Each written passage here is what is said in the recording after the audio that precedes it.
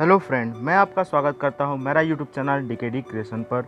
आज आपको मैं बताऊंगा 4 वेद के बारे में, जो कि पहला वेद है ऋग्वेद, सामवेद, अथर्व और याजुर्वेद के बारे में।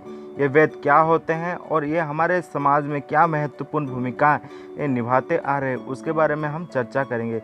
4 वेद जानिए किस वेद में क्या संपूर्ण वेद कथा वेदों का महत्व, तो ये सब के बारे में आज हम डिटेल में जानेंगे।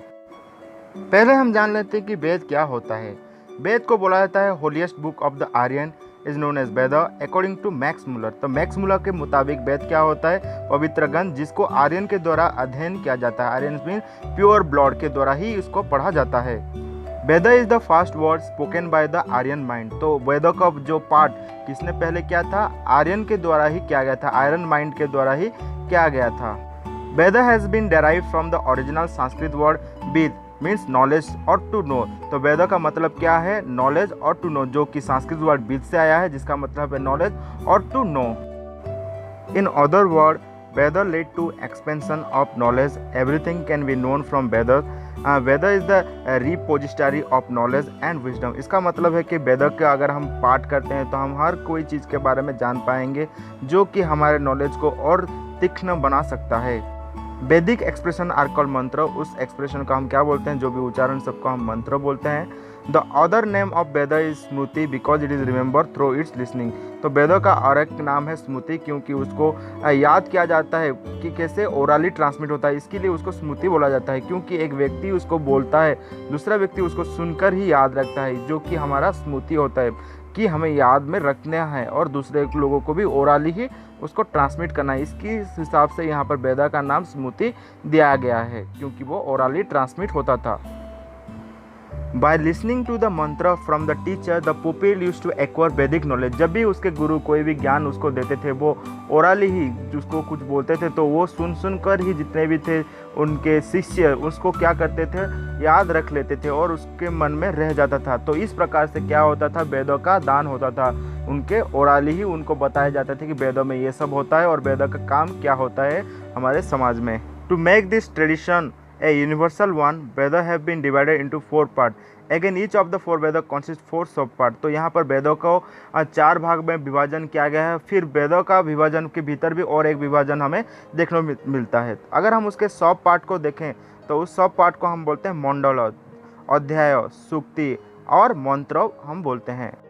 अब हम 4 वेद के बारे में बात करेंगे, जो कि प्रमुख वेदों में आता है ऋग्वेद, याजुर्वेद, सामवेद एंड अथर्ववेद। अगर ऋग्वेद में देखें कि क्या क्या सब चीज़ उनमें हमें देखने को मिलता है, उनमें सब है 10 मंडल्स, 64 अध्याय और 1028 सूक्ति और 10,552 मंत्र हमें देखने को मिलता है।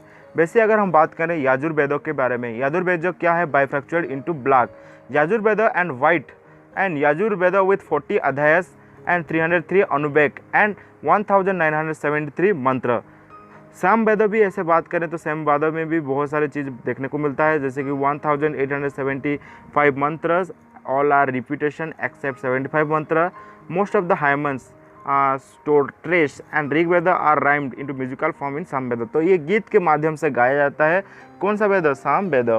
वैसे ही अगर हम बात करें अथर्ववेद के बारे में, this Veda is otherwise known as Brahma Veda having 20 कांडस, 731 सूक्ति with 5977 मंत्र। तो ये था वेदों के बारे में डिटेल, जहाँ पर हमने देखा कि बहुत सारे वेदों में बहुत सारी चीज़ अनुप्रेरित हैं और उनके ज्ञान से एक व्यक्ति विद्वान बन सकता है। जो जिसके पास वेद का ज्ञान होता है वो सब आध्यात्मिक ज्ञान उसके पास ऑटोमेटिकली आ जाता है।